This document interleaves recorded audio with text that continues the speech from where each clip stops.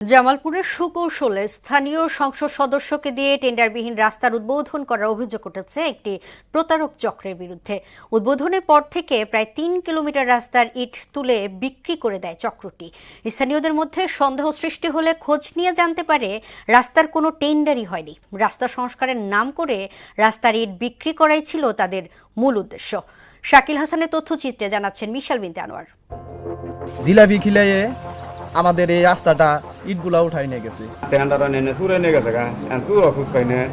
রাস্তা পাকা হবে এমন খবরে উচ্ছ্বসিত ছিল জামালপুর সদর উপজেলার রশিদপুর ইউনিয়নের চাঁদপুর ও গজারিয়াটা গ্রামের মানুষ।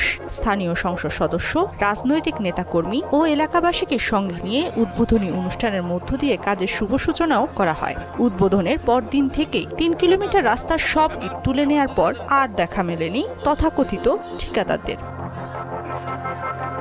দুটি রাস্তার ইট চুরির পর তৃতীয় রাস্তার ইট তোলার সময় স্থানীয়রা হাতে নাতে চক্রের ১১ সদস্যকে আটক করে পুলিশে দেয়। ইটবিহীন কাঁচা রাস্তাটি বৃষ্টিতে কাদা ও খানাখন্দে পরিণত হওয়ায় দুর্ভোগে পড়েছেন পথচারীরা। সবাই উদ্বোধন করলো, তারপরে আস্তার ইট গিনা তুলে যে নিয়ে বেচলো। যানবাহন চলাচল হচ্ছে না, আমরা বাড়িতে আসতে পারি না। রোগী যদি আমরা ইমার্জেন্সি জামালপুর নিয়ে যাবো, গাড়ি আসে না। আর ধান জাকাইটা গরত হয়েছে বিক্রি করবো, এর জন্য কোনো পাইকারি আমাদের ধান কিনতেছে না। মাননীয় প্রধানমন্ত্রীর কাছে করজোরে অনুরোধ করতেছি, তিনি যেন আমাদের এই রাস্তাটা অতি শীঘ্রই সংস্কার করে দেয়।